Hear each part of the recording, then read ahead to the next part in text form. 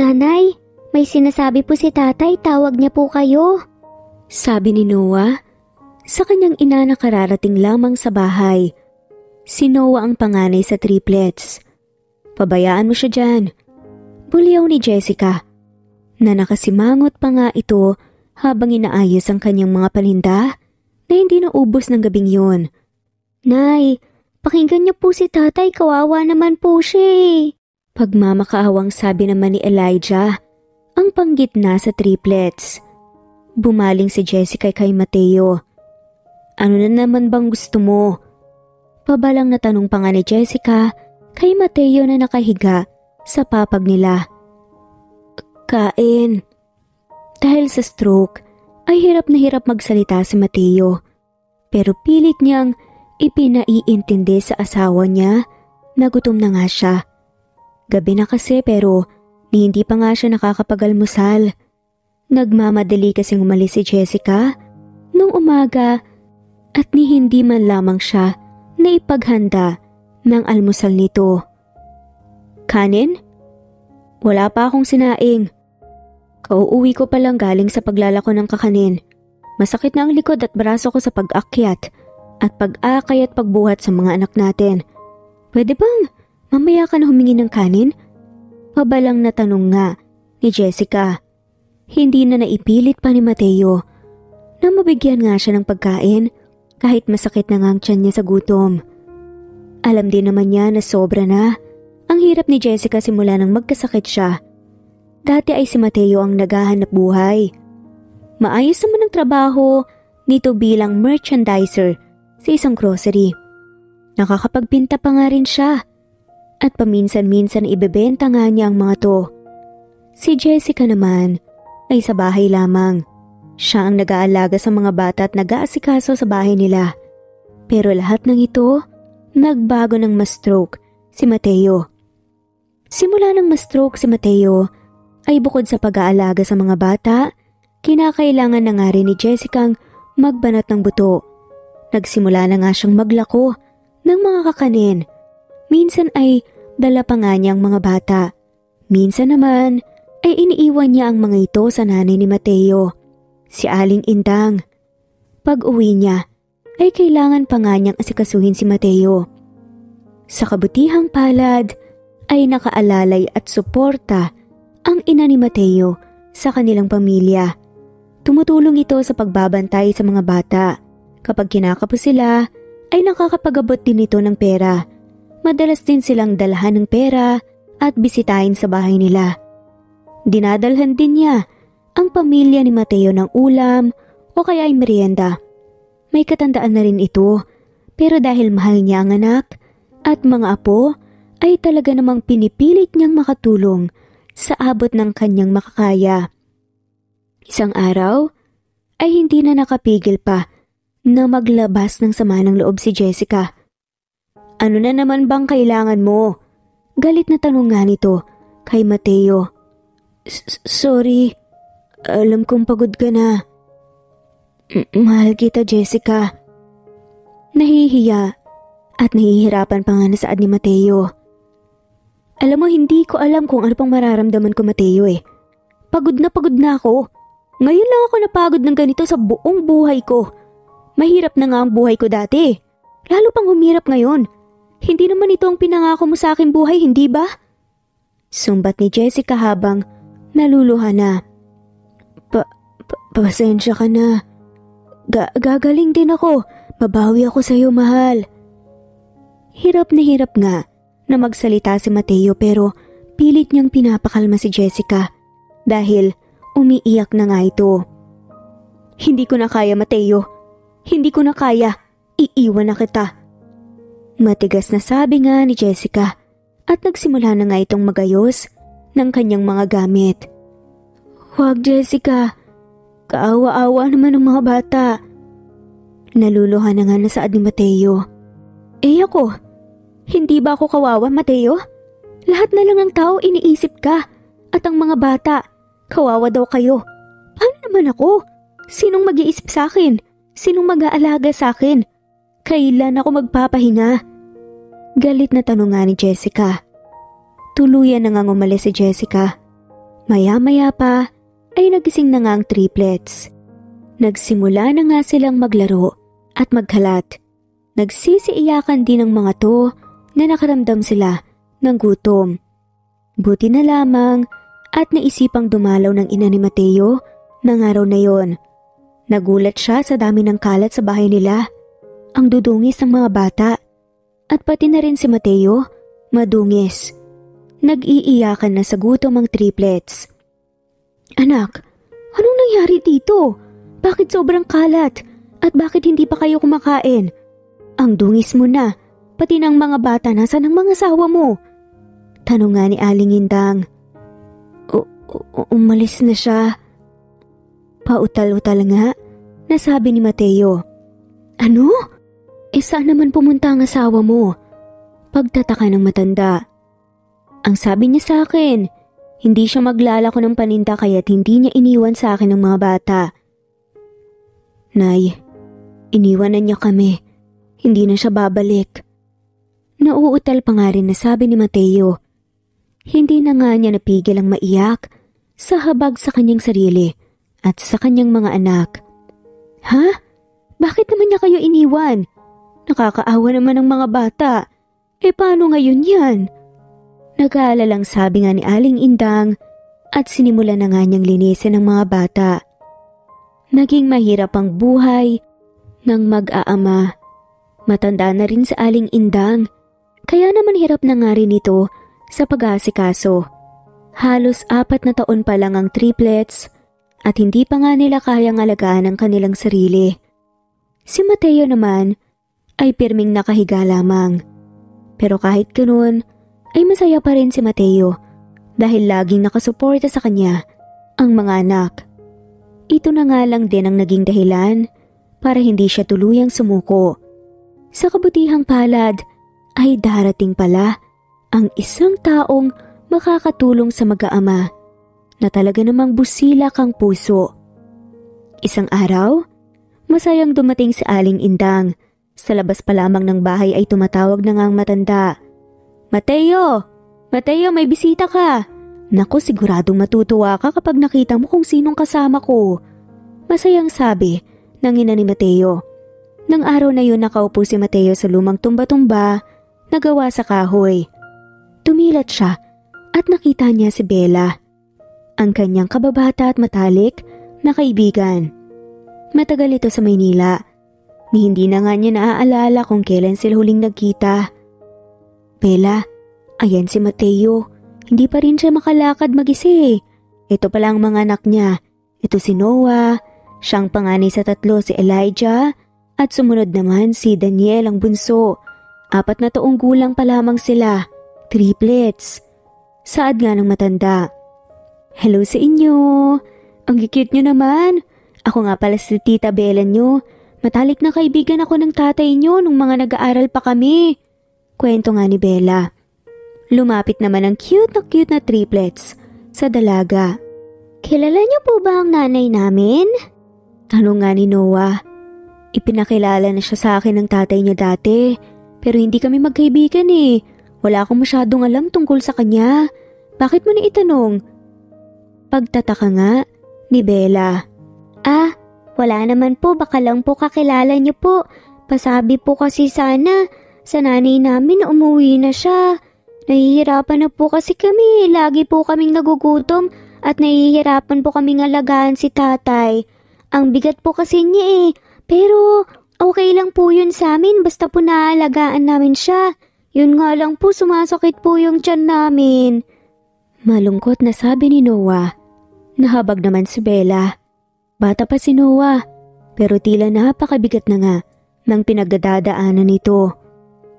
Ganun ba? Malapit lang naman ako dito nakatira. Ganto na lang, dadaan na lamang ako dito. Lagi para maipaganda ko kayo ng pagkain. Tapos tuturuan ko din kayong maligo at maglinis sa sarili nyo pati na rin sa bahay nyo. Talaga po? Gagawin niyo po yan para sa amin?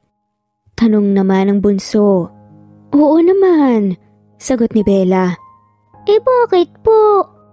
Tanong naman ni Daniel. Anong bakit? Bakit niyo po yan gagawin para sa amin? Hindi niyo naman po kami anak eh. Si nanay nga po napagod sa amin, kaya yun po iniwan niya kami. E di kayo rin po kapag napagod kayo, iiwan niyo din po kami, sa una niyo lang po kami aalagaan. Daniel, hindi ko alam kung bakit umalis ang nanay niyo eh. Hindi ko alam kung anong dahilan niya. Pero huwag kayong mag-alala. Hanggat kaya ko, tutulungan ko kayo. Promise yan. O, pinky swear? Madamdaming sabi pa nga ni Bella. Nagulat nga siya. Nang pagkatapos nga nilang mag-pinky swear, bigla siyang niyakap ng triplets. Maraming salamat po, Tita Bella. Sabay-sabay na sabi nga ng triplets. Bella? Pabulol-bulol pa nga, nabulong ni Mateo. Nilapitan nga ni Bella si Mateo. Kamusta ka, Mateo? Naluluhang tanong ni Bella. Eto, hirap na hirap pa din kumilos at magsalita. Iiniwan ng asawa at hindi pa rin makabalik sa pagtatrabaho. Napakapangit ang naging buhay ko, Bella. Pautal-utal na sabi ni Mateo. Ayos lang yan, Mateo. Ang importante, buhay ka pa. Habang may buhay, may pag-asa pa tayo. Manalig ka lamang sa may kapal. Pilit na pinalalakas ni Bea ang loob ni Mateo. Salamat at naalala mo pa ako. Oo naman. Pumunta nga ako rito sa dating bahay niyo. Pero wala daw kayo doon, buti na lamang at nakita ko ang nanay mo at sinamahan niya ako dito. Teka, bakit hindi mo i-display dito sa bahay mo yung mga paintings mo? Ang gaganda nun. Sad pa nga ni Bella. Wala na lahat di magpinta ka ulit ng bago. Pangungumbinsi ni Bella. Paano naman ako magpipinta? Hirap nga akong igalaw tong kamay ko. Teka, naaalala mo ba yung mga bata pa tayo? Pag nangungulit ka sa akin, nagpipinta ka gamit ang bibig mo. Bakit hindi mo kayang subukan magpinta? Nang seryosohan, gamit yung bibig mo. Oo nga no. Naalala mo pa pala yung mga kakulitan natin dati? Tila sumigla nga, nasaad ni Mateo. May konti pa akong pera dito, Mateo. Bukas sa bukas din, ibibili kita ng mga paintbrush, canvas, tsaka pintura. Subukan mo ulit magpinta, gamit yung bibig mo ha. Malay mo, yan ang maging daan para umayos ang buhay niyong mag-aama. Huwag kang mag-alala, tutulungan kita. Offer nga ni Bella. Sige. Maraming salamat talaga, Bella. Umalis na nga si Bella. Masaya si Mateo na makita ang dating kaibigan at nabuhayan din siya ng loob. Pati ang triplets ay masaya rin. Umaasa nga silang tutulungan nga sila ng kanilang Tita Bella kahit na sa puso nila ay tila natatakot na nga silang umasa. Kinabukasan nga ay dumating si Bella na dala ang mga gamit pang pinta. Tinulungan niyang magpinta si Mateo. Isang araw nga habang nagpipinta nga, si Mateo gamit nga ang kanyang bibig. Todo cheer nga sa kanya ang triplets. Go tatay, kayang-kaya mo po yan. Ikaw pa po, ang galing-galing mo po kayang magpinta. Sabay sabi naman ni Bella, okay tama na, bilib na bilib sa'yo yung mga anak mo. Kayang-kaya mo yan. Konting-konti na lang mapaperfect mo na. O yan. Ginaid nga ni Bella si Mateo habang gamit nga nitong bibig sa pagpinta. Kaya naman sobrang lapit nga ng mukha nila sa isa't isa at ilang pulgada na nga lamang magdidikit na nga ang kanilang mga pisngi. Nasa gilid nga ang triplets at pinapanood nga ang dalawa at humahagik-gik nga at kinikilig pa nga. Noah, tignan mo si tatay at saka si Tita Bella Bagay na bagay silang dalawa. Sana nga magkatuluyan sila para maging nanay na natin si Tita Bella. Saad naman ni Daniel. Oo nga kinikilig na nga ako dito Gusto mo ba? Itulak na natin si Tita Bella para magdikit na ng tuluyan ng mga mukha nila. Lalapit na nga sana ang triplets para gawin nga ang kanilang plano nang biglang pagkakataon o tadhana na ata talaga ang gumawa ng paraan. Dahil habang nakatayo nga ang babae at inaalalayan nga sa pagpinta si Mateo gamit ang bibig, bigla nga itong nangalay at natumba nga ng bahagya. At para hindi nga siya tuluyang matumba, sinalo nga siya ni Mateo. Mabuti na lamang. Pero ngayon, nahila nga rin si Mateo at pumaibabaw tuloy si Mateo sa babae. Uy, si nanay, tsaka si tatay. Tita Bella, nanay ka na po ba namin? Biglang sabi nga ng mga triplets, makalipas nga ang ilang segundo na nagtitigan nga sina Bella at Mateo na tila nanumbalik pa nga ang mga kilig moments nila nung kabataan pa lamang nila. Tila nakaramdam nga ng slow motion ng mundo at pagtibok ng mabilis na puso ang dalawa at tila naririnig lamang nila sa kanilang tenga ay ang kabog ng kanilang mga dibdib. Nabalik lamang sila sa tamang ulirat nang magsalita nga ang triplets at narinig nga nilang humahagikik ang mga ito. Pasensya ka na. Saad nga bigla ni Bella nang makatayo na nga sila at mapaupo na nga niya si Mateo sa kanyang upuan. Malapit nga sa pinipinta nito. Tila namumula pa nga ang pisngi nito na malakamatis nang dahil sa nangyari. Ako nga dapat yung humingi ng pasensya sa'yo eh. Inaalalayan mo ko. Nawalan ka tuloy ng balanse. Mga anak, kuhanan nyo nga ng tubig tong tita Bella nyo. Pasensya ka na talaga. Ano ka ba? Okay lang yun. Pero pili yung saad naman ni Mateo. Next time, ididikit ko na yung labi ko sa labi mo. Saad nga nito nang makaalis na nga ang triplets. Alam mo, pilyo ka pa rin talaga. Saad nga ng babae at bahagyang napatawa. Napatawa na nga lamang din si Mateo. Tila ang kanina awkward nga ay ngayon napagaan nga ang atmosphere dahil sa pagjo-joke nga ni Mateo. Ngayon nga kahit papaano, nakakatawa, nakakangiti at nakakapag-joke na nga si Mateo at ito ay lahat dahil kay Bella. Tila nabigyan nga ng magandang kulay ang buhay nila dati na tila wala ng pag-asa. Pinagpatuloy nga nila ang pag-aaral na magpinta gamit ang bibig. Ang mga unang paintings ay hindi pa kagandahan, pero dahil determinado si Mateo, ay nag-ensayo nga siya. May likas na talento si Mateo, kaya naman hindi nagtagal ay nakapagpinta na nga siya ng maayos. Halos araw-araw din kung dumaan sa kanilang bahay si Bella. Mateo, halika, tutulungan kitang mag-exercise. Ito daw yung magandang gawin ng mga taong na-stroke para madali daw makakilos ulit eh. Suwestyon nga ni Bella. Sige, salamat ha, Bella. Hirap man, ay pinilit ni Mateo na mag-exercise. Pinapangarap din naman niyang bumuti ang kanyang kondisyon. Gagawin niya ang lahat para muling maitaguyod nga ang kanyang mga anak kahit na iniwan na nga siya ng dati niyang partner. Araw-araw, bago pumasok sa kanyang trabaho, sa butika ay dumadaan si Bella sa bahay ni Mateo. Ipinag-aayos nga niya ng pagkain si Mateo at ang mga bata. Pinaliliguan din niya ang triplets.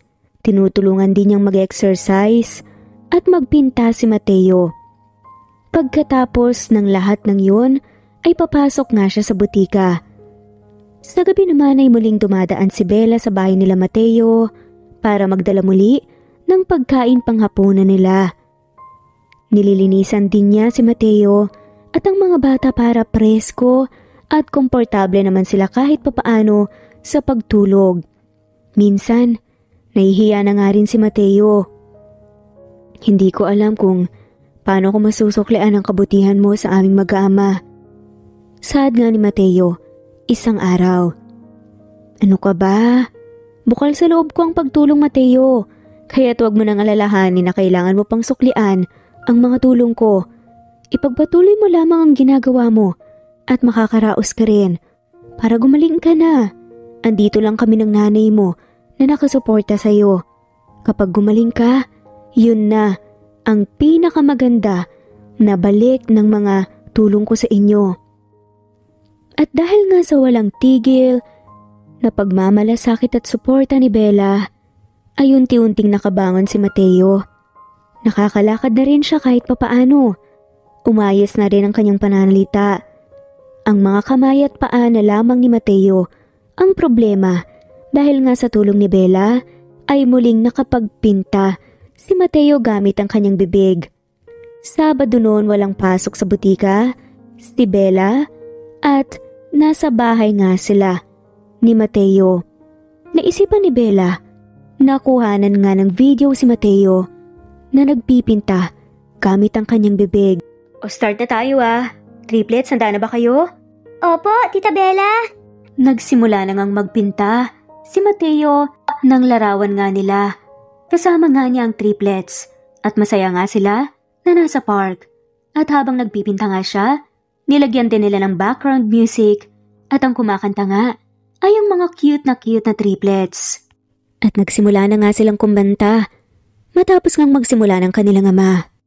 Back when I was a child, before life removed all the innocence, my father would lift me high and dance with my mother and me and ten, spin me around till I fell asleep. How I'd love, love, love to dance with my father again. At may kapilyuhan pang ang ginawa ang tatlo dahil habang binibigkas nga nila ang mga salitang "and dance with my mother", bigla nga nilang hinila ang kamay ni Bella at inilagay nga nito ang kamay ng babae sa kamay nga ni Mateo dahilan para mag-holding hands nga sila. Na parang sinasabi nga ng triplets na magsayaw nga ang dalawa habang kumakanta sila. Naiwan na nga muna ang natapos ng pininta ng lalaki at nagsayaw pa nga sila.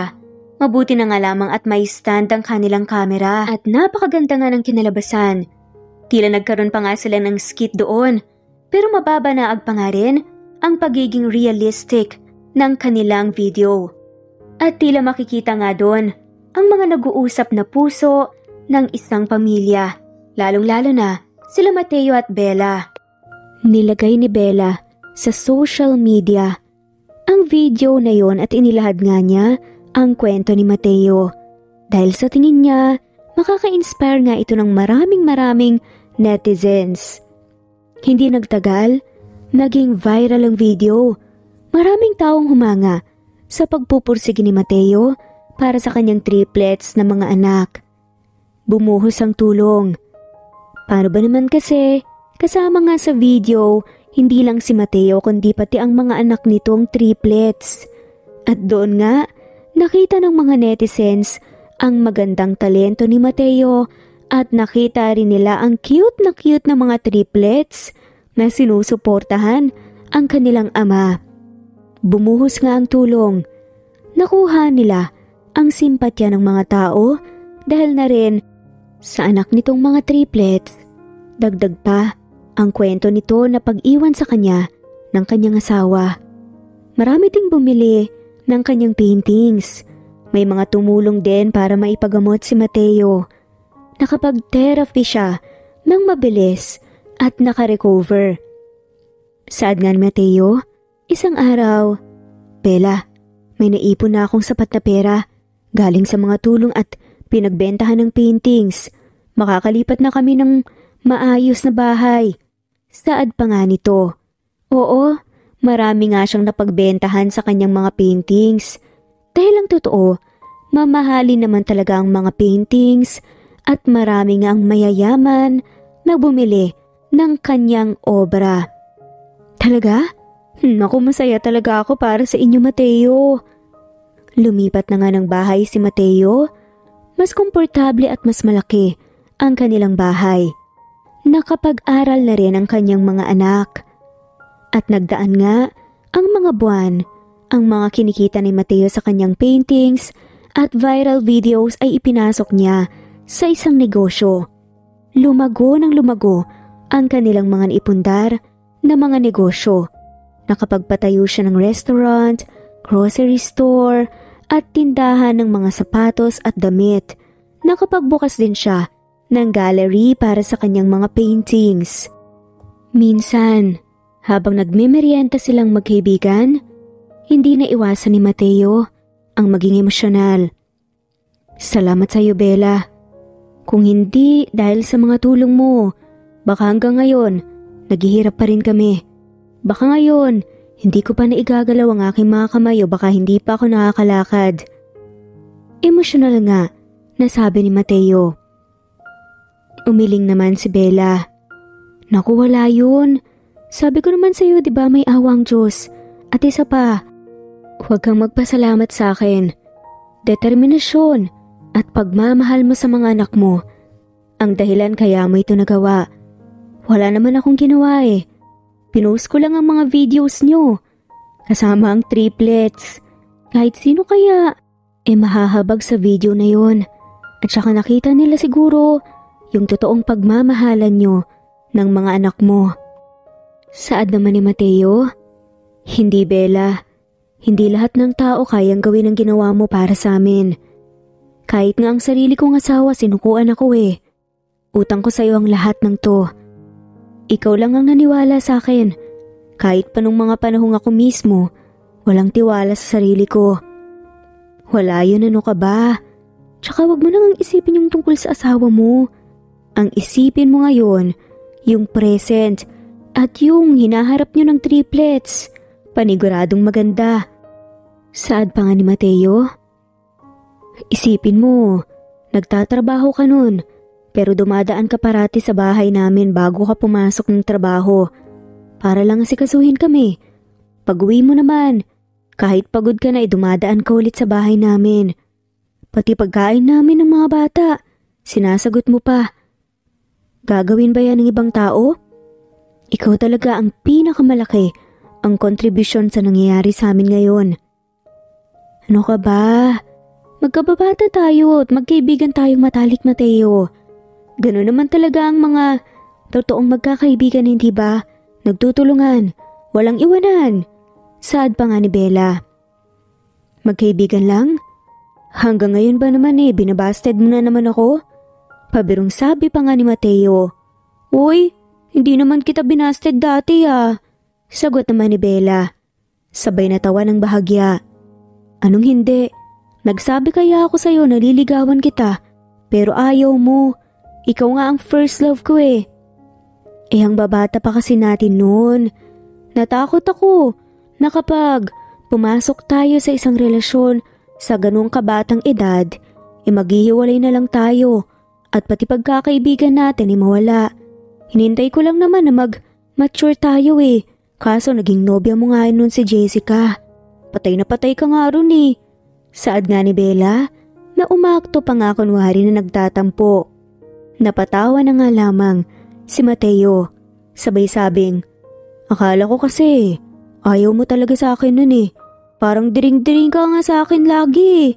Natatawang saad pa nga nito at umakto rin na nagtatampo. Alam mo ba kasi, ang dugyot mo kaya nun. Pero may pagtingin din naman talaga ako sa'yo dati. Hindi ka lang talaga nagtiyaga. Hindi ka nakapaghintay. Pabirong sabi ni Bella. Hindi pa naman huli ang lahat, diba, Bella? Matured na tayo ngayon. Baka naman, pwede mo na akong payagan na manligaw ulit sa'yo. Hirit pa nga ni Mateo.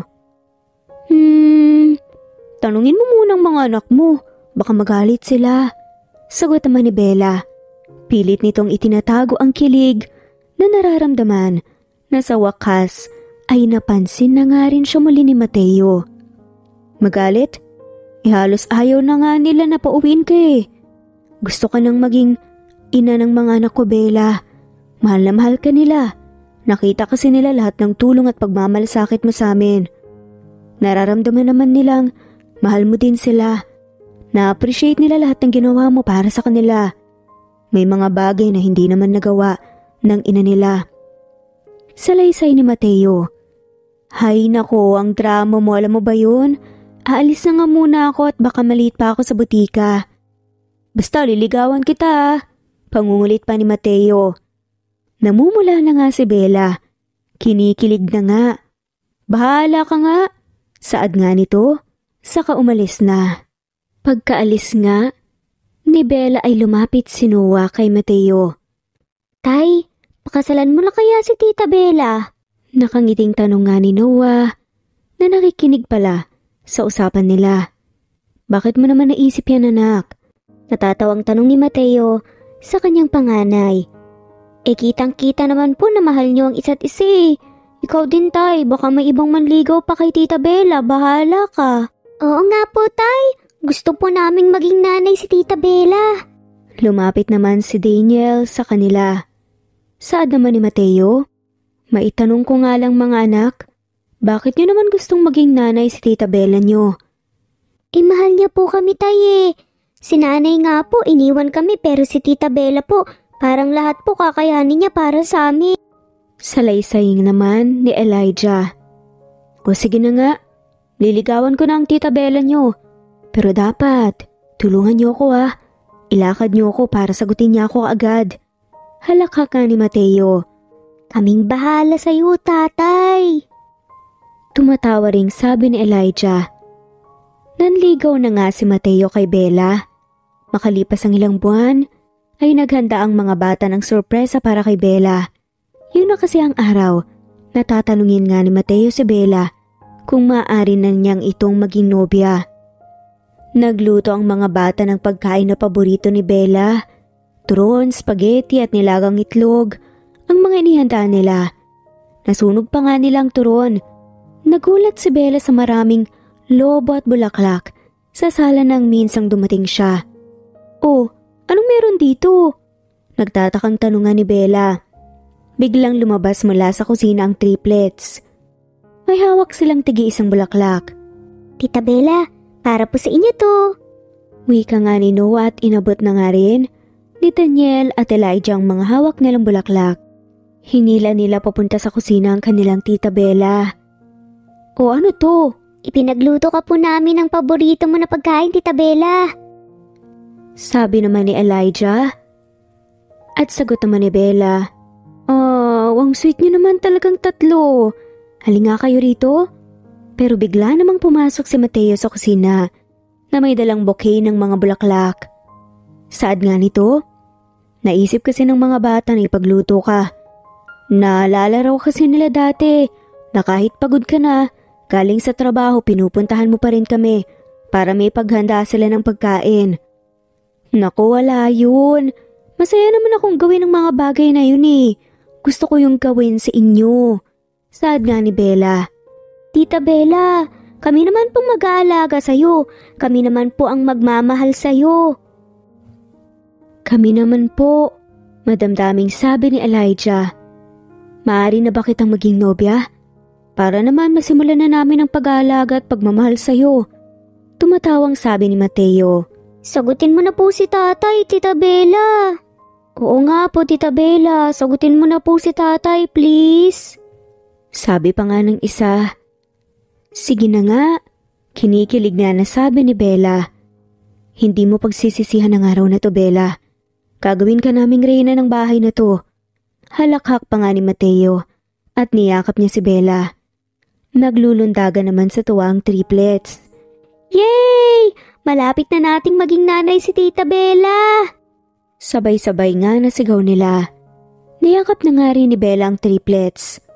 Mahal na mahal ko kayo, sabi pa nga niya. Masaya ang naging relasyon nila Bella at Mateo. Pati ang mga bata, masaya lalo na nang niyaya nga ni Mateo na magpakasalang dalaga. Nanay Bella na nga ang itinawag nila kay Bella.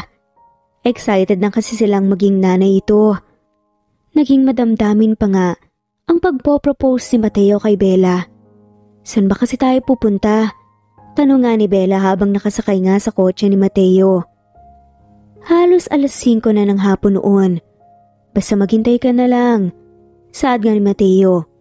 Maya-maya pa ay tumigil na nga ang kotse. Isuot mo tong piring. Saad pa nga ni Mateo. Bakit kailangan ko pang magsuot niyan? Wag na, pipikit na lang ako. Hindi pwede. Baka mandaya ka pa at sumilip ka eh. Hinampas nga ni Bella si Mateo. Grabe ka ah. Ayoko lang ng pakiramdam na nakapiring. Paano kung madapa ako? O masubsob? Basta. Ang pangit ng pakiramdam nang hindi mo nakikita ang maaaring mangyari. Hinawakan ni Mateo ang kamay ni Bella. Sad nga ni Mateo. Ilang taon nang nakaraan nang ma-stroke ako. Halos mawala ang lahat sa akin, Bella. nawala ang trabaho ko, naubos ang ipon ko, at nailit ang bahay na tinitirahan namin. Iniwan ako ng asawa ko. Halos gumuho ang mundo ko.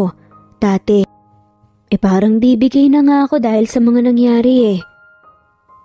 Pero dumating ka sa buhay namin. Tinanggal nga ni Mateo ang piring at tumambad kay Bella ang napakagandang takip silim. Ang ganda, sabi nga ni Bella. Mas maganda ka. Nakangiting sabi naman ni Mateo. Alam mo, puro kakalokohan na. Saad pa nga ni Mateo? Naalala mo dati? Nung mga bata pa tayo? Nalulungkot tayo kapag takip silim kasi ibig sabihin nun, tatawagin na tayo ng mga nanay natin para umuwi. Tapos nung kolehiyo na tayo, malungkot pa rin tayo kasi ibig sabihin naman nun, tapos na tayo sa mga exams at projects at kailangan na nating umuwi para makapagpahinga. Oo nga, naalala ko. Masyado pa nga tayong madrama dati. Ayaw nating maghiwalay. Sabi nga ni Bella. Kahit naman ngayon, ayaw ko pa rin mapahiwalay sa'yo. Pero hindi na ako nalulungkot sa takip silim. Kasi alam ko, maghiwalay man tayo, tayo pa din sa bandang huli. Napangiti nga si Bella at tila naging malakamatis nga ang pisngi. Ang confident mo ah. Hindi nga, kita mo ngayon, nag-Maynila ka at ako naman ay nakapag-asawa at nagkaanak na. Sinong mag-aakala na sa bandang huli tayo pa rin talaga? Napagtatagpuin ulit tayo. Hindi na ako nalulungkot kapag dapit hapon na kasi alam ko, magsasama pa rin tayo kahit na anong mangyari. Tsaka, ikaw lang ang gusto kong makasama hanggang sa tanda. Sabay na nating pagmamasta ng takip silim. Will you marry me? Sabi na nga ni Mateo, sabay luhod nga sa harap ni Bella. Saad naman ni Bella? Sigurado ka ba dyan? Paano kung bumalik si Jessica? Napailing si Mateo. Parte na lang ng buhay ko si Jessica. Maaring hindi talaga siya nakatakdang manatili. Parte lamang siya ng kwento ko pero ikaw na ang buhay ko, Bella. Saad na nga ni Bella? Yes, I will marry you. Gusto kong maging asawa mo at ina ng mga anak mo. Tumayo si Mateo at niyakap si Bella. Inaayos na nga nila ang kanilang mga dokumento para sa kanilang kasal. Akala nila ay tuloy-tuloy na nga ang kanilang kaligayahan. Hindi akalain na isang araw manunumbalik ang isang taong gugulo sa kanilang pinatitibay na pamilya. Jessica, anong ginagawa mo dito? Bakit ka nandito? Paano mo nalaman ang tirahan namin? Sunod-sunod nga na tanong ni Mateo na halatang naalarma. Laking gulat ni Mateo nang bumaba nga siya sa sala mula sa kanyang kwarto. Naabutan kasi niya na nakaupo sa sofa si Jessica. Ilang taon din tayong hindi nagkita. Bakit naman kanya nang bati mo sa akin? Maarteng tanong pa nga ni Jessica. Maybe you mean, ilang taon na simula nang iniwan mo kami ng mga anak mo. Masyado ka namang madrama. Iritang bulong pa nga ni Jessica.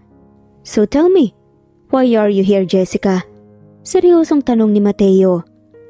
Di sabihin na lang natin na narealize kong pagkakamali ko. Alam kong mali ako na iniwan ko kayong mag-aama. Dapat, mas naging matatag ako. Sinubukan ko naman Pinilit kong maging mabuting magulang sa mga anak natin.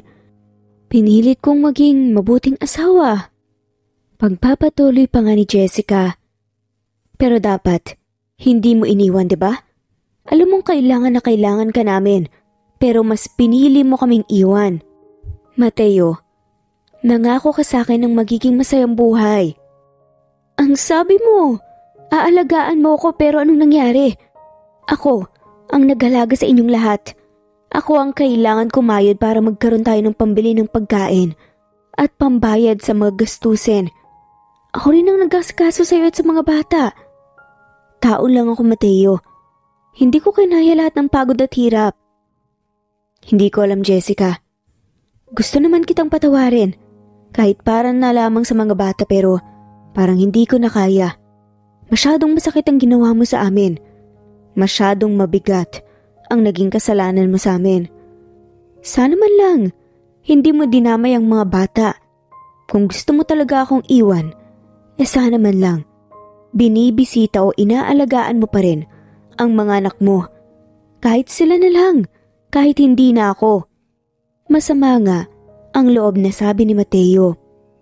Mateo, alam ko namang malaki ang kasalanan ko sa inyo, pero handa akong maghintay.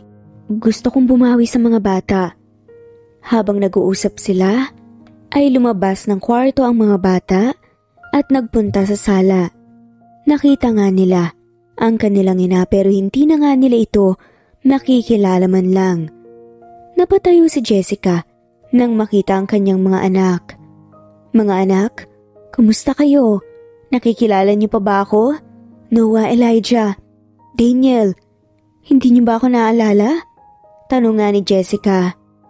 Hindi po namin kayo naaalala eh. Sino po ba kayo? Inosenteng tanong ni Noah. Ako ang nanay niyo. Sad naman ni Jessica. Nanay? Kayo po ba yung nanay na nang iwan sa amin nung nagkasakit si tatay?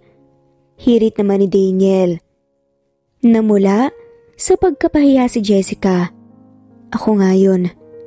Nanay, bakit niyo kami iniwan dati? Umiiyak na tanong ni Elijah. Ipapaliwanag ko naman sa inyo yan mga anak. Masyado kasi akong nahirapan nang nagkasakit ang tatay mo. Alam kong mali na iniwan ko kayo. Naging mahina ako at sana mapatawad niyo pa ako. Gusto ko sanang makabawi sa inyong mga anak ko at gusto ko sana maging isang buong pamilya tayo. Sad pa nga ni Jessica. Ayos lang naman po kami. Tinutulungan po kami ng nobya ni tatay. Wika ni Noah. Tama po siya, may nobya po si tatay. Ikakasal na nga rin po sila eh. Dagdag naman ni Daniel. Ha? May nobya ka na agad, Mateo? Ganun lang ba kabilis yun? Nagulat ka, Jessica? Ano bang inaasahan mo? Iniwan mo na kami ng mga anak mo. Sino namang mag-aakalang babalik ka pa? Anong gusto mo? Hintayin ka namin sa kung kailan mo gustong bumalik? Hindi ako makakapayag na ikasal ka sa ibang babae, Mateo. Pabawiin kita. Pabawiin ko kayo ng mga anak ko. Umalis ka na muna, Jessica. Hindi pa ako handang makipag-usap sa'yo.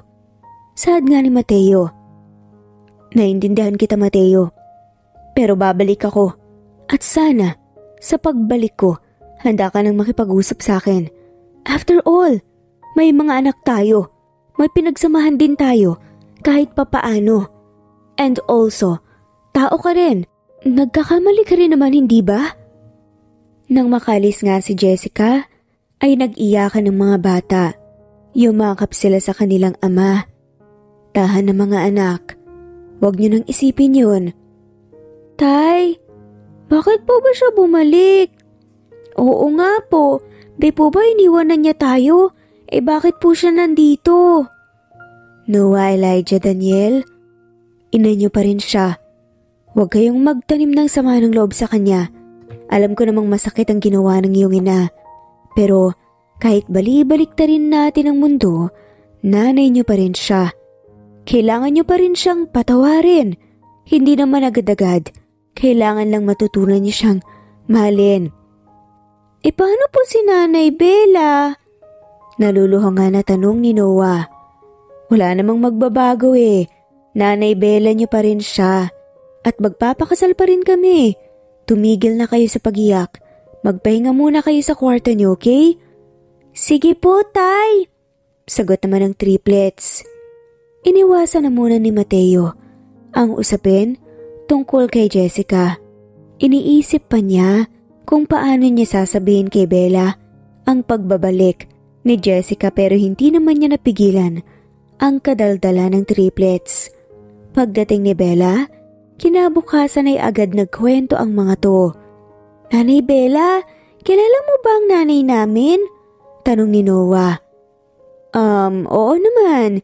Hindi ba't naikwento ko sa inyo dati na ipinakilala siya sa akin dati ng tatay niyo?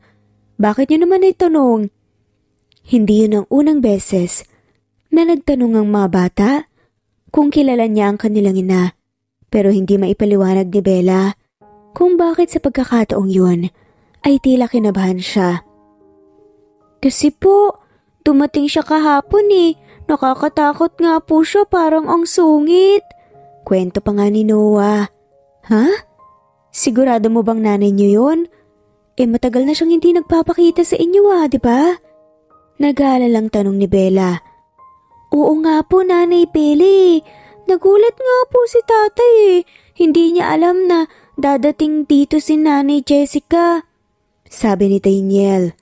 Ganun ba? Sige, maglaro na muna kayo. Kakausapin ko lang ang tatay niyo. Sad nga ni Bella dahil tila walang balak nga si Mateo na sabihin sa kanyang tungkol sa pagdating ni Jessica. Pinuntahan kaagad ni Bella si Mateo sa kanyang home office at tinanong niya ito tungkol kay Jessica. Andito raw si Jessica kahapon, sabi ng mga bata? Tanong kaagad ni Bella pagpasok nga ng opisina. Halata namang nagulat si Mateo. Hindi ito nakapagsalita. Oo. Andito nga siya kahapon. Bakit daw? Buti pa nga ang mga bata nabanggit sa akin. Pero ikaw hindi mo man lang sinabi sa akin. Nagtatampong sad nga ni Bella. Sasabihin ko naman talaga dapat sa'yo. Nag-iisip lang ako ng paraan kung paano sasabihin sa'yo. Naunahan lang talaga ako ng mga bata. Anong plano mo? Hindi ko alam, Belle. May karapatan naman talaga siya sa mga bata pero ang totoo, kung ako lang ang tatanungin, mas magandang wala na lamang siya sa buhay namin. Nakakatakot kasi. Hindi ko alam kung ano talagang totoong motibo niya sa pagbalik niya. May kutob ako na bumalik lamang siya dahil maayos ng buhay namin. Paano kung bigla na lamang siya mawala ulit? Nakakaawa naman ang mga bata. Naintindihan kita. Masakit na nga yung iniwan sila ng isang beses ng nanay nila Paano pa kaya kung litin niyo ulit? Pero gaya nga ng sabi ko, may karapatan siya sa mga bata. Hinawakan ni Bella ang kamay ni Mateo. Naintindihan ko kung gugustuhin mong buuin ang inyong pamilya. Mas importante ang kapakanan ng mga bata. Saad nga ni Bella. Ha? Ano bang sinasabi mo, Bella? Yung kasal natin. Kung gusto mong umatras, maintindihan ko naman. Aba, pinoproblema ko ay ang mga bata, hindi tayo. Walang magbabago sa atin, Bella. Tuloy ang kasal natin. Ikaw ang mahal ko at ikaw ang pakakasalan ko. Salamat naman kung ganun. Alam ko kasing wala naman akong laban kay Jessica Halos maiyak nga na saad ni Bella. Bella, mahal ko. Hinawakan nga ni Mateo ang kamay ni Bella. Huwag mong isipin na yan. Mahal ka ng mga bata. Hindi na nga nila naalala ang ina nila Ikaw ang mahal nila. Kasi ikaw ang nandyan nung mga panahong wala kami. Ikaw ang nandyan nung panahong nawawalan na kami ng pag-asa sa buhay. Ikaw ang totoong nagmahal sa amin. Ginawa ko lang naman ang nararapat, Mateo. Mahal ko kayo ng mga bata. Basta't huwag mo nga alalahanin yun Ikakasal tayo, Bella. At walang makakapigil nun. Pangako nga ni Mateo. At dahil pa rin naman sa kadaldalan ng mga bata, nakarating kay Aling Indang ang pagbabalik ni Jessica.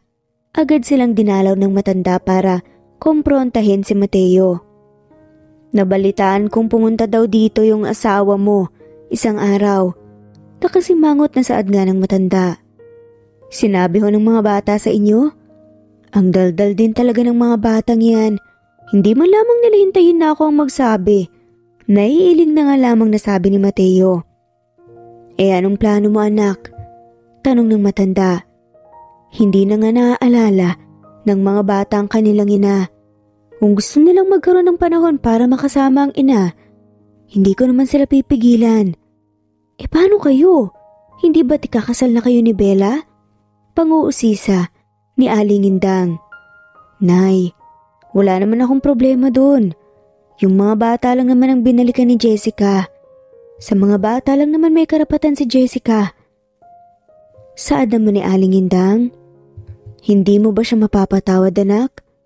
Nay, nakita niyo naman kung anong nangyari sa akin nang iniwan ako ni Jessica, diba? Hindi ba't lugmok na lugmok ako? Hindi ako makakilos mag-isa pero iniwan niya ako. Ang masakit pa dun, pati mga anak niya iniwan niya. Si Bella nga po, hindi namin kaano-ano nung mga panahong yon pero siya, inalagaan niya kami. Kahit nagtatrabaho siya nun, hindi niya kami sinukuan. Saad nga ni Mateo. At saka si Bella na ho ang mahal ko, Nay. Siya ang babaeng pakakasalan ko. Naiintindihan ko, anak. Sa bandang huli, ikaw pa rin naman talaga ang magdedesisyon. Gusto ko lang, bigyan kita ng paalala. Sabi naman ni Aling Indang. Isang araw, ay sorpresang dumating sa bahay ng triplets ang kanilang nanay Bella. Ang sabi nito kay Mateo ay makikipagkita nga siya sa mga kaibigan niya. Pero nais lang sana niyang sorpresahin si Mateo at ang mga bata. Nanay Bella, sabi po ni tatay, hindi ka daw po darating ngayon. Makikipagkita ka daw po sa mga kaibigan mo eh. Masayang sabi nga ni Daniel. Joke lang yun, anak. Gusto ko lang sana kayong sorpresahin. Nag-bake ako ng cake. Wow, cake! Masayang sabi nga ng triplets. Nasaan ang tatay niyo? Tulog pa po eh. Kanina pa nga po namin kinakatok kaya lang hindi po sumasagot. Ha? Nakalakang pinto? Pagtataka nga ni Bella. Opo, hindi naman naglalak ng pinto ang tatay niyo ah. Gusto niyang mapupuntahan at makakausap niyo siya kahit na anong oras niyo gusto. Baka naman kung anong nangyari sa ama niyo. Nagala lang sabi ni Bella. Naku, wag naman po sana. Ay ma, may duplicate po ako sa lahat ng kwarto dito sa bahay. Sabi naman ng kasambahay ni Mateo. Ganun ba? Sige nga manang pakikuha ang susi. Utos nga ni Bella. At agad namang kinuha ng kasambahay ang susi. Pinilit nilang binuksan ang pinto. Laking gulat ni Bella nang mabuksan ang pinto. Laking gulat nga niya nang mabuksan ang pinto. Ang kanyang pag-aalala, napalitan ng galit. Pagbukas ng pinto, tumambad sa kanya ang natutulog na babae. Tulog na tulog din si Mateo. Wala pa nga itong suot na pang-itaas at katabi lang naman niya ang ex-wife niya na si Jessica. Napansin ni Bella na tila wala ring suot na damit si Jessica.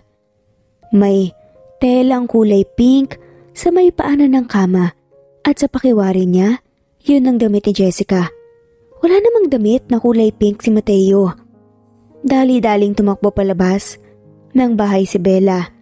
Parang sasabog ang dibdib niya sa sakit at galit na nararamdaman niya. Agad namang lumapit si Noah at Elijah kay Mateo at ginising ito. Tay, gising ka! Napabalikwas naman si Mateo nang marinig ang boses ng mga anak. Siya din, nagulat nang makitang katabi niya si Jessica at wala nga siyang suot na pang-itaas. Tay, Nanay Jessica, ba't po kayo magkasama? Ayan tuloy umiiyak si Nanay Bella. Galit na sabi nga ni Noah. Ha? Andito ang Nanay Bella mo? Nagulantang na tanong ni Mateo. Opo, siya po yung nagpabukas ng pinto kasi nag-aalala po siya sa inyo tapos ayun po pala kasama mo po pala si Nanay. Dagdag pa nga ni Noah. Jessica, ano pong ginagawa mo dito? Hindi ko naaalala ang nangyari kagabi. Ang alam ko lamang, niyaya mo akong mag-dinner para mapag-usapan natin ang tungkol sa pagbisita mo sa mga bata. I'm so offended. Kinalimutan mo na kaagad yung nangyari kagabi? Pili ang sabi pa nga ni Jessica. Dali-dali namang nagbihis si Mateo para sana habulin si Bella, pero wala na nga ito. Nang magkababa na nga siya, galing sa kwarto. Naabutan naman niyang nasa sofa ang tatlong bata at nakasimangot. Mga anak, anong sabi ng Nanay Bella niyo? Nag-aalalang tanong nga ni Mateo. Wala po siyang sinabi, pero umiiyak po siya, tatay. Nasaktan niyo po si Nanay Bella, tay. Tigilan niyo na nga yung pagtawag sa kanya ng nanay. Ako lang talaga naman ng nanay niyo eh. Sita naman ni Jessica kay Noah. Naiyak na naman ang bata sa inasal ng kanilang ina. Huwag mong sigawan ng mga bata. Umuwi ka na, Jessica. Singhal naman ni Mateo. Bakit ako uuwi? It's a nice Sunday morning. Bakit hindi tayo kumain sa labas? O kaya, ipasyal natin ang bata. Mungkahi pa nga ni Jessica na para bang wala lang nangyari. Umuwi ka na, Jessica. Pag-uulit nga ni Mateo. Ano bang problema niyo? Nay, nasaktan niyo po si Nanay Bella. Naiiyak na nga nasabi ni Elijah. Napairap pa nga si Jessica. Wala akong pakialam sa kanya, okay? At saka tama lang sa kanya yun. Inaagaw niya sa akin ang tatay niyo. Pati kayong mga anak ko, inaagaw niya. Siguro, sinisiraan pa ako nun sa inyo, no? Kaya nakuha niya ang loob niyo. Jessica, tumigil ka na at umalis ka na. Halos pasigaw na nga nasabi ni Mateo. Okay, hindi mo kailangan sumigaw. Iritang sabi naman ni Jessica at umalis na nga ito nang hindi man lamang nagpapaalam sa kanyang mga anak. Sising-sisi naman si Mateo. Masakit para sa kanya na makita nga siya ni Bella na magkatabi sila ni Jessica sa kama. Ang totoo, hindi talaga niya alam kung anong nangyari ng gabing yun. Kaya naman gulat na gulat nga siya nang makita na katabi niya sa kama si Jessica. Pinuntahan kaagad niya si Bella sa bahay nito pero wala doon ang dalaga. Wala rin itong sa butika ng kanyang pinagtatrabahuhan kaya't umuwi na nga lamang si Mateo. Agad naman siyang sinalubong ng mga bata. Tay, nakausap niyo na ba si Nanay Bella? Tanong nga ni Elijah. Hindi nga anak eh. Wala siya sa bahay niya. Wala din siya sa butika. Baka nagtatago siya, Tay. Ilang araw ding hinanap ni Mateo si Bella pero hindi niya talaga ito makita. Isang araw ay hindi na nga rin natiis ni Bella na hindi makita ang mga bata. Palihim siyang pumunta sa kanilang bahay para bigyan ng cake ang mga ito. Mga anak, eto nag-bake ako ng paborito niyong cake. Bulong nga ni Bella. Nanay Bella, bakit po kayo bumubulong? At bakit po tayo nandito sa gate? Ang init-init po dito eh, pasok po kaya tayo sa loob. Sabi naman ni Elijah, wag na. Ayoko muna sanang makita ang tatay niyo eh. Hindi ko lang matiis na hindi kayo makitang magkakapatid. Sabi naman ni Bella. Lingid sa kanyang kaalaman, ay sinabi nga ni Noah kay Mateo na nasa gate si Bella. Dali-daling pinuntahan nga ni Mateo si Bella. Balak pa nga nitong tumakas pero hinawakan nga siya sa braso ni Mateo. Bella, mag-usap naman tayo.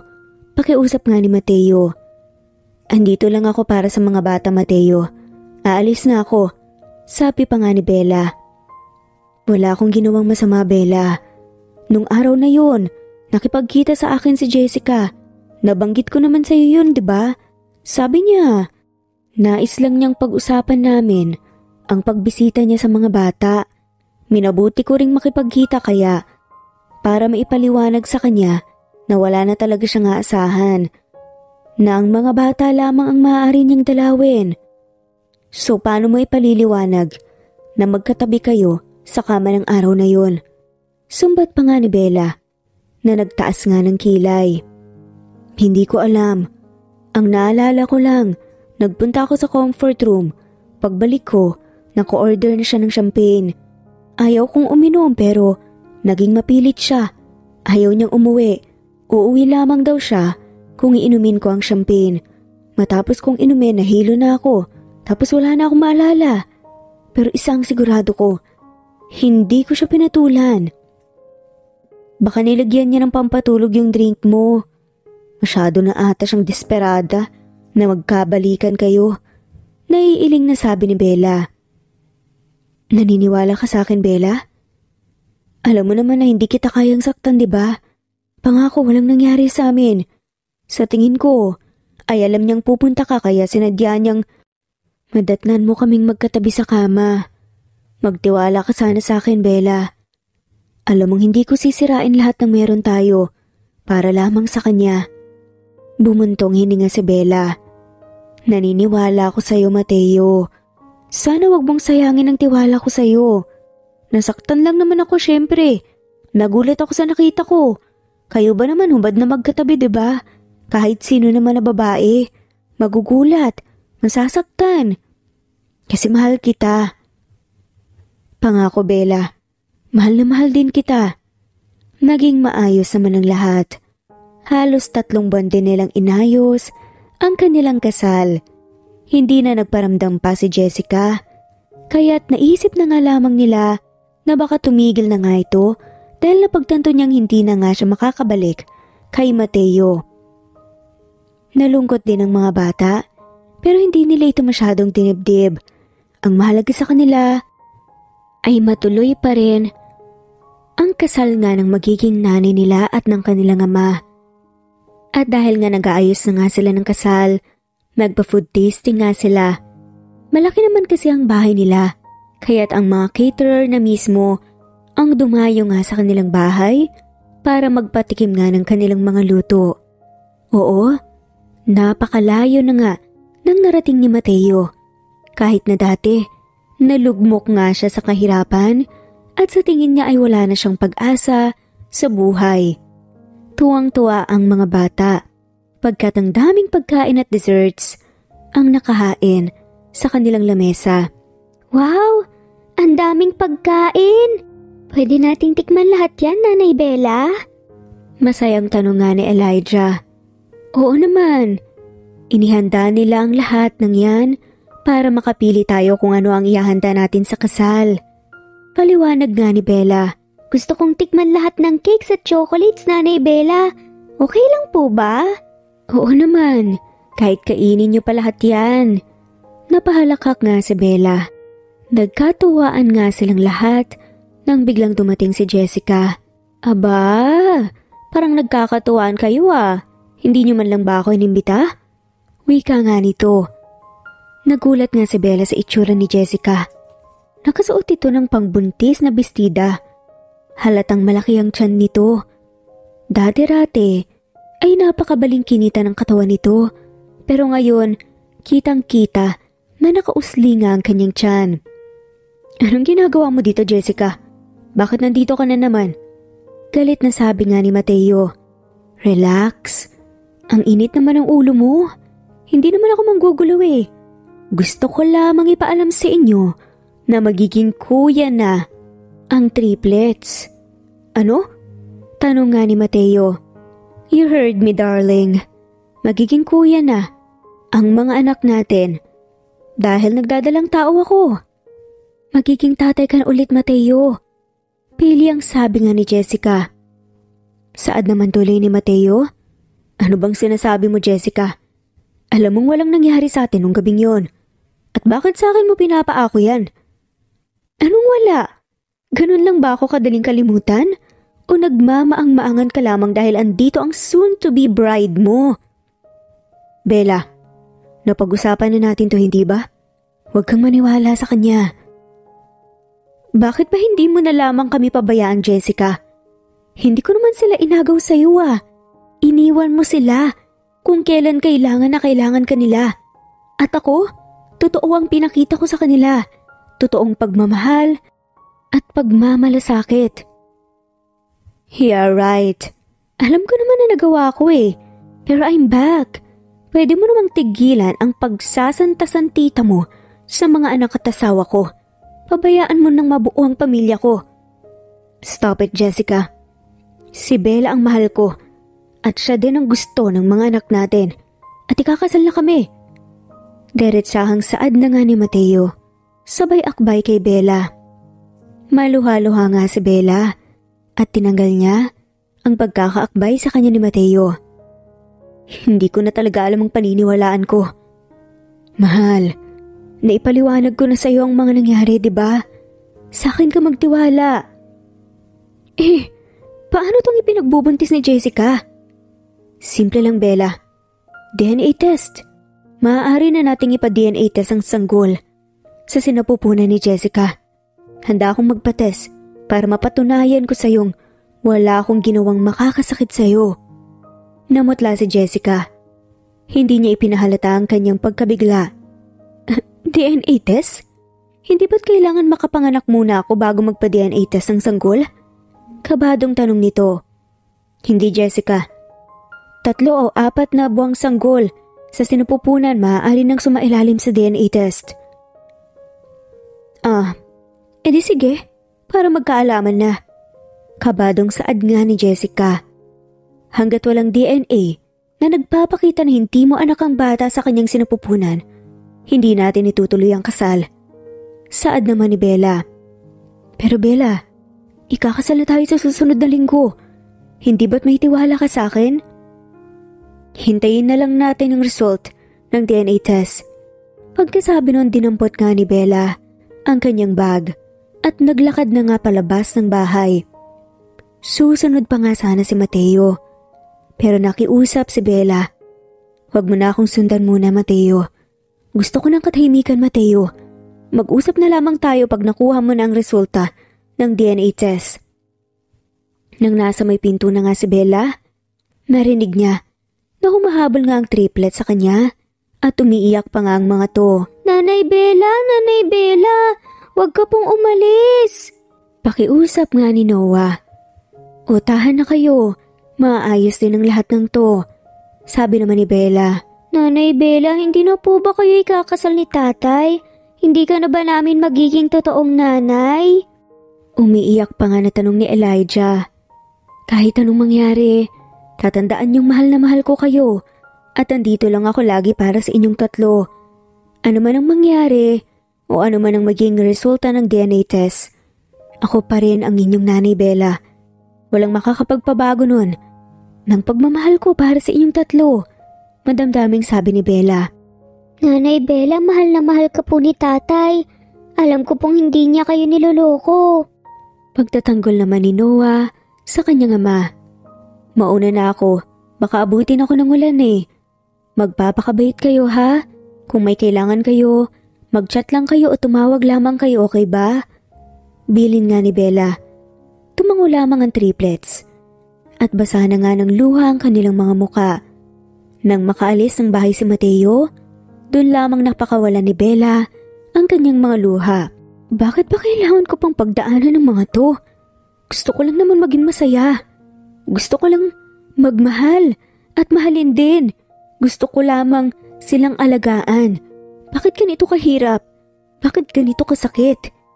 Bulong nga ni Bella sa kanyang sarili. Hindi niya mapigilang mapahagulgol. Nasa labas na nga si Bella ng subdivision nila Mateo, pero umiiyak pa rin siya. Ikakasal na nga siya, pero parang mauudlot pa. Kaya naman napakabigat ng kanyang pagiyak. Nagulat na lamang siya nang may tumapik sa balikat niya. Bella, is that you? Okay ka lang ba? Tanong ng lalaking matipuno, maputi at gwapo. Naamoy pa nga ni Bella ang halimuyak ng pabango nito. Steve? Gulat na tanong ni Bella. Ako nga to. Buti at naalala mo pa ako, are you okay? Tanong muli nito. Okay lang ako. Saad naman ni Bella. Tara, may coffee shop na malapit dito, let's catch up. Siyaya pa nga ni Steve. Sige. Parang kailangan din kasi ni Bella ng kausap, kaya sumama na nga rin siya. Nagpunta ang dalawa sa coffee shop at doon nga sila nagkwentuhan. Dahil sa bigat ng kanyang nararamdaman, ay nakapagkwento si Bella kay Steve ng nangyayari sa kanila. Si Steve naman, nagkwento din na ikakasal na nga siya sa Amerika. Umuwi lamang siya sa Pilipinas para magayos ng mga dokumento. Lingid sa kanilang kaalaman, ay kinukuhanan pala sila ng video at litrato ng kasabuat ni Jessica para palabasin kay Mateo na may kinakasamang ibang lalaki, si Bella, na nagtataksil ito kahit hindi naman talaga. Dumaan pa nga ang linggo na hindi nag-uusap sila Bella at Mateo.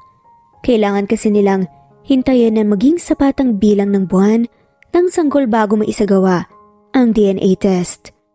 Sinusubukan naman ni Mateo na tumawag o pumunta sa bahay ni Bella, pero ayaw ng dalaga. Gusto muna niyang masiguro na hindi talaga anak ni Mateo ang sanggol bago niya ito kausapin at bago sila makapagkapatawaran at maikasal. Dumating ang araw ng DNA testing. Hindi dumating sa ospital si Bella. Si Mateo at Jessica lamang ang nandoon. O mahal ko, mukhang nagparaya ng babaeng yun ah. Kasi naman pang-apat na anak na natin to. Ano ba namang laban niya, diba? Malditang sabi pa nga ni Jessica. Will you shut up? Alam mong si Bella ang mahal ko. Hindi ko maintindihan kung bakit pilit mo kaming ginugulo. Galit na saad naman ni Mateo. Inagaw ka niya sa akin, Mateo. Pati ang mga anak natin. Ay nanay ang tawag sa kanya. Kinuha niya ang loob nila. Ano bang gusto mong maramdaman ko? Singhal pa nga ni Jessica. Ipapaalala ko lang sa'yo, Jessica. Iniwan mo nga ako, iniwan mong mga bata. Ilang beses ko bang kailangan sabihin sa'yo? Nung mga panahong kailangan na kailangan kita. Kailangan ka namin dahil hindi ako makapaglakad at makapagsalita ng maayos. Yung mga panahong hindi pa marunong kumilos ang mga triplets natin ng mag-isa. Iniwan mo kami kung kailan ka namin kailangan. At sinong nandun? Si Bella. Siya ang tumayong nanay ng mga bata. Ilang beses ko bang kailangang sabihin pa sa'yo? Habang nagpapakasarap ka, magsasakripisyo si Bella. Emosyonal na salaysay ni Mateo. Teka lang ah, napaka-unfair naman ata sa akin yan. Para bang wala akong nagawang mabuti para sa inyo ah. Kaya nga ako sumuko eh, kasi nasagad ako sa pagod. Pagdadahilan ni Jessica. Exactly my point. Walang time out ang pagiging magulang. Pag pinasok mo to, yun na yun. Kailangan mo ng panindigan. Pag pagod ka na, hindi mo pwedeng sabihin na hindi muna ako magiging nanay ngayon ha, kasi pagod na ako. Walang ganun, Jessica. Galit na paliwanag pa nga ni Mateo. Napayo ko na nga lamang si Jessica. Hindi niyo ba talaga ako mapapatawad? Hindi man natin pwedeng ibalik sa dati ang lahat? Emosyonal na tanong nga ni Jessica. Mapapatawad pa kita, Jessica. Pero hindi na tayo pwedeng magkabalikan. Wala nang tayo. Minahal naman kita dati ng totoo, Jessica. Sobra-sobra pa nga higit sa buhay ko. Pero iniwan mo lang ako. Sinayang mo lahat yun. Subukan na lamang nating maging magkaibigan. Co-parenting para sa mga anak natin. Para walang gulo. Huminahon na rin si Mateo. Pero magiging ama ka muli ng dinadala ko. Giit pa nga ni Jessica. Alam natin pareho na walang nangyari sa atin ng gabing yon. Ginagawa ko lamang to para mapatunayan kay Bella na naging tapat ako sa kanya at patuloy akong magiging tapat sa kanya dahil yun ang deserve niya. Ipinilit pa rin ni Jessica na si Mateo nga ang ama ng kanyang dinadala. Sumailalim sila sa DNA test at ang resulta daw ay darating matapos ang 1 linggo. Nang makalabas nga sila ng ospital, ay pilit gumagawa ng paraan si Jessica para mapalapit kay Mateo. Mabigat ang pakiramdam ko. Dala siguro ng stress at init ng panahon. Hindi kasi komportable sa apartment na tinitirhan ko eh. Pag-iinarite ni Jessica. Hindi naman umiimik si Mateo. Uy, sabi ko masama yung pakiramdam ko. Maarteng saad pa nga ni Jessica. Eh anong gusto mong gawin ko? Hindi naman ako doktor. Galing lang tayo sa ospital, diba? Nagpa-check up ka? Eh doon na muna kaya ako tumira sa bahay niyo. Para din makasama kong mga anak natin. Tsaka ikaw, maalagaan din kita. Hindi magandang tignan na titira ka sa bahay ko. Lalo na ikakasal na ako. Saad naman ni Mateo. Di ba may maliit na maid's quarters naman sa bahay mo? Ipaayos mo na lang tapos doon ako titira. Hindi nga maaari. Isipin mo kung anong mararamdaman ni Bella kung titira ka sa pamamahay ko. Bakit siya bang iniisip niya ang nararamdaman mo kapag nakikipagkita siya sa ibang lalaki? Ano bang pinagsasabi mo, Jessica? Gumagawa ka na naman ng gulo at istorya eh. Kailan mo ba kami titigilan? Inilabas ni Jessica mula sa kanyang bag ang litrato na kung saan may kasamang lalaki si Bella. Ang isa sa mga litrato ay nakatalikod si Bella at ang isang lalaki. Nakahawak ang lalaki sa likod ni Bella.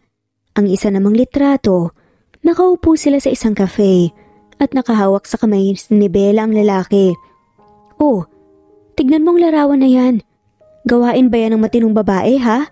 Ang sumama sa isang lalaki kung ikakasal na siya? Ayan oh, mag-holding hands pa sila. At sa isang litrato pa talaga nakahawak. Sa likod niya, gawain ba ng matinong babae yan? Sulsul nga ni Jessica.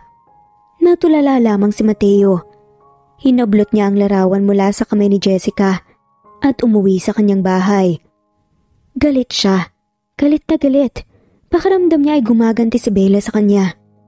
Makalipas ang ilang araw, dumating na nga rin ang resulta ng DNA test. Nasa ospital sila Jessica, Mateo at Bella. Halatang kabado si Bella at Mateo. Dito nakasalalay kung itutuloy pa ba nilang kasal. Nagtaka rin si Bella pagkatibang reaksyon ng mukha ni Mateo. Parang galit ito. Aba, bakit parang siya pang galit? Ano kayang nakain ng taong to? O baka naman, na-brainwash na siya ng malditang si Jessica. Sa isip-isip nga ni Bella. Nasaan ang mga bata? Tanong ni Bella na bumasag sa kanilang katahimikan. Nasa lobby ang mga anak ko. Malditang sabi ni Jessica na ikinapula naman ang pisngi ni Bella. Tama naman kasi ang malditang babaeng yun. Kumpara sa kanya, ay wala siyang laban. Siya ang legal at biological mother ng triplets. Maya-maya pa ay lumabas na nga ang doktor at iniabot sa kanilang resulta ng DNA test. Magandang araw sa inyo. Ito na ang resulta ng DNA test. Seryosong wika nga ng doktor. Agad hinablot ni Jessica. Ang sobre tsaka ito binuksan. I knew it! I knew it! Masayang sigaw ni Jessica. Ha? Nagulantang si Mateo sa reaksyon ni Jessica at kinuha niya ang resulta. Nakalagay doon na siya nga ang biological father ng sanggol sa sinapupunan ni Jessica. 99.99% match ang kanilang DNA. Paano nangyari to? Gulat na tanong ni Mateo. Lumapit si Bella at kinuha ang papel. Napatakip na nga lamang siya nang bibig sa kanyang nabasa. Hindi na nga niya napigil ang paglaglag ng kanyang mga luha. Niloko mo ko, Mateo. Anak mong dinadala niya. Hindi totoo yan, Bella. Kaya nga nagtataka ako sa resulta eh. Ayan na nga at nasa harap na natin ang resulta. Ano ba mo pinagtataka mo? Singit naman ni Jessica. Niloko mo ko, Mateo. Napaupo na nga lamang sa upuan si Bella habang umiiyak ito. So paano yan, Bella? E di hindi na matutuloy ang kasal niyo ni Mateo. Ang tanging matutuloy na lamang ay ang kasal naming dalawa. Gatong pa nga ni Jessica. Pero saad naman ni Mateo. Huwag kang magmalinis, Bella. Ikaw nga itong nakipagkita sa ibang lalaki agad eh. Napakunot no si Bella. Hindi alam kung anong naririnig kay Mateo. Ha? Anong pinagsasasabi mo? Iniabot ni Mateo ang mga larawan na galing kay Jessica. Hayan, tignan mo. Si Steve, kaibigan ko siya galing Amerika. Umuwi lang siya dito para mag-asikaso ng mga dokumento para sa kasal nila ng kanyang fiancé. Bakit meron kang larawan ito? Larawan namin. Pinasusundan mo ba ako? Galit na tanong nga ni Bella. Pero maya-maya pa naputol ang kanilang pagtatalo nang dumating na humahangos ang triplets. Teka lang po, may kailangan po kayong malaman bago kayo mag-away-away. Sigaw ni Noah. Napakunot no si Jessica. Anong sinasabi mo, Noah? Nanay, patawarin niyo po kaming tatlo. Huwag po kayong magagalit. Mali po kasi ang ginagawa niyo eh. Anong sinasabi mo mga anak? Narinig po namin si nanay na may kausap kanina. Yung doktor po na nakuputi po. Sabi po nila pinalitan daw po ang resulta ng DNA test. Siya din daw po ang kumuha ng mga litrato para magmukhang nagtataksil si Nanay Bella kahit hindi naman talaga. Salaysay nga ni Daniel. Totoo ba yun, Jessica? Gigil na tanong nga ni Mateo. Ha? Hindi totoo yan. Mukhang na-brainwash na ni Bella ang mga anak natin. Totoo po. Hindi po kami na-brainwash. Hindi po kami sinungaling. Sa katunayan nga po, nakuhanan nga po namin ng video ni Elijah yung pag-uusap nila eh. Depensa naman ni Noah. Napailing-iling nga si Jessica. Lumapit na nga si Elijah sa ama at ipinakita ang kanyang cellphone. Kitang-kita sa video ang pag-uusap ni Jessica at ng doktor. Rinig din ang kanilang pag-uusap. Hindi maitatanggi dahil malinaw na malinaw ang kuha ng cellphone ng triplets. Paano mong nagawa to, Jessica? Sinira mo na ang buhay namin dati. Bakit bumalik ka pa para mali kaming guluhin? Hindi mo ba ninais ang magandang buhay para sa mga anak mo? O ikaw mismo? Para magkaroon ka naman ng peace of mind. Kahit man lang sana para makabawi ka sa pag-iwan mo sa amin dati. Galit na sumbat nga ni Mateo. Fine! Ako nga ang nagpakuha ng litrato kay Bella. Masyado niyo kasi siyang pinapaboran eh. Akong nagluwal sa mga batang yan. Kaya ako dapat ang mas panigan niyo eh. At oo, aminado naman ako na iniwan ko kayo dati. But, don't I deserve a second chance? Bakit ayaw ninyong mabuo ang pamilya natin? Naluluha na nga ako nuwari na saad pa nga ni Jessica. Dahil hindi mo kami minahal, Jessica. Mahal mo lang ang sarili mo.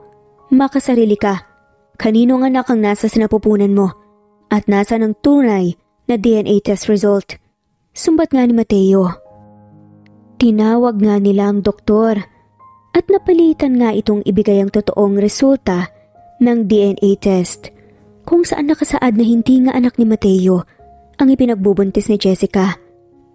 Alam mo bang maaari kang mawala ng lisensya sa ginawa mong yan? Maaaring maipasara tong ospital ninyo dahil dyan. Saad pa nga ni Mateo sa doktor.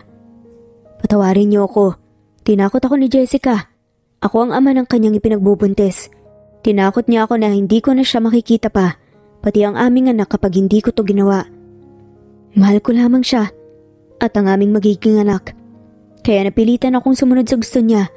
Pati ang mga larawan ay ako ang kumuha. Narinig kong magkaibigan lamang sila Bella at Steve pero pinilit ako ni Jessica na kuhanan sila ng malisyosong posisyon. Mangiyak-ngiyak naman ang pag-amin ng doktor. Paano mo nasikmurang manloko ng tao? Ambisyosa kasi ang si Jessica. Maayos naman ang aking trabaho at sweldo ah. Pero hindi raw yun sapat. Nais niyang makakuha ng malaking halaga mula sa'yo dahil maayos na daw ang buhay mo. Sabi niya, babalikan niya ako kapag nakakuha siya ng sapat na halaga sa'yo. Dagdag pa nga ng doktor.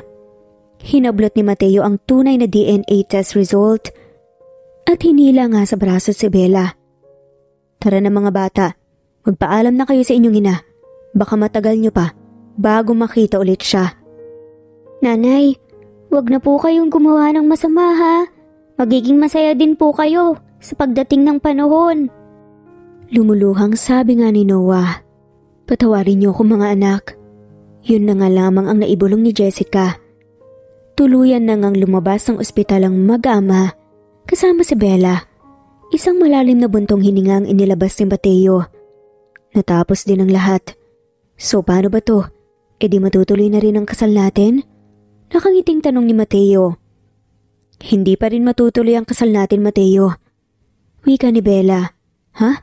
Bakit? Gulat na tanong ni Mateo. Nanay, ayaw mo na po ba sa amin? Ayaw mo na po ba kay tatay? Tanong ni Elijah. Mahal ko kayo. Mahal ko ang tatay niyo.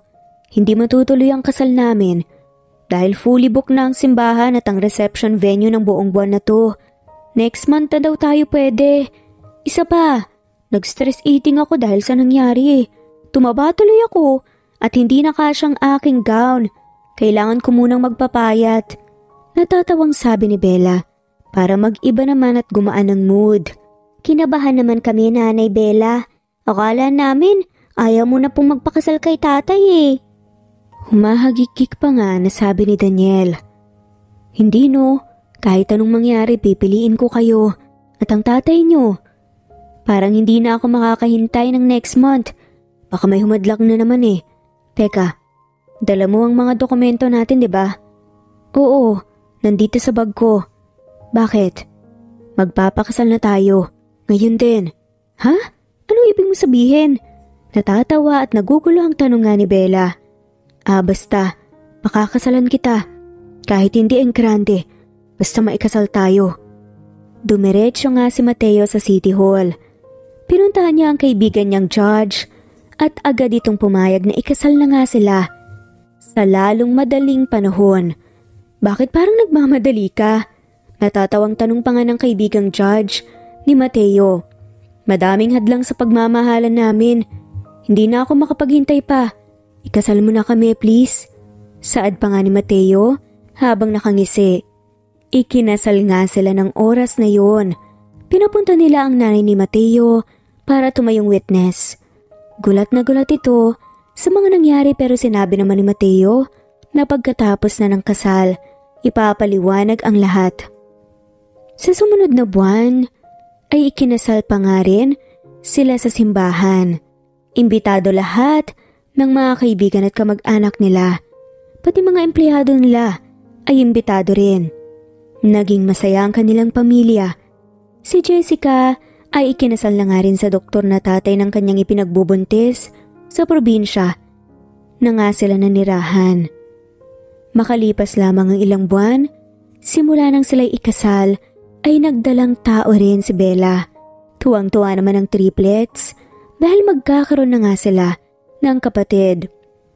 May mga pagkakataong sadsad na tayo sa kahirapan at problema. Ang importante ay manalig tayo sa may kapal at may mga tao siyang ipinapadala para matulungan tayo at mahalin tayo ng tapat. Hirap na noon sila Mateo. Halos mawala na nga sila ng pag-asa sa buhay.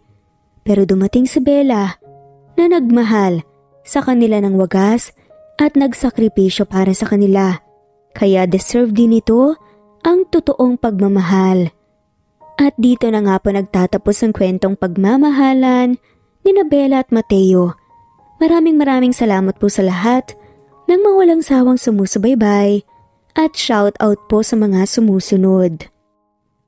Amalia Matel, Glenda Reserva, Annabel Boro, Augustus Rafanan, Letty, Luz Virinda, Presbyteros Rose, Itus, Karen, Nesbeth Hanaban, Kidim Tess, Juvelin Romero, Gloria Sanchez, Gloria Escobar, Encarnacion, Romana Gorospe, Jocelyn Tensing, Emily Borak, Gray Paran, Ana Victoria, Marjorie Sison, Anna May Armada, Rose, Anita Hernando, Ellen Cervantes, Jesusa, Leonila Perea, Jen, Nenita, Alea, Patpaniza, Conchita Wadi, Wilma, Ruby Corazon Riera, She, Nesbeth,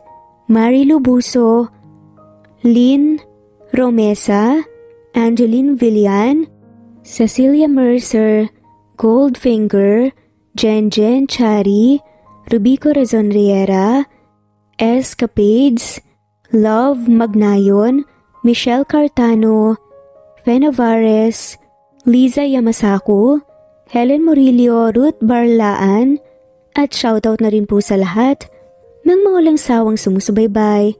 Maraming salamat po. Muli ito ang Cat Amazing Stories. Thanks for listening at God bless po sa ating lahat.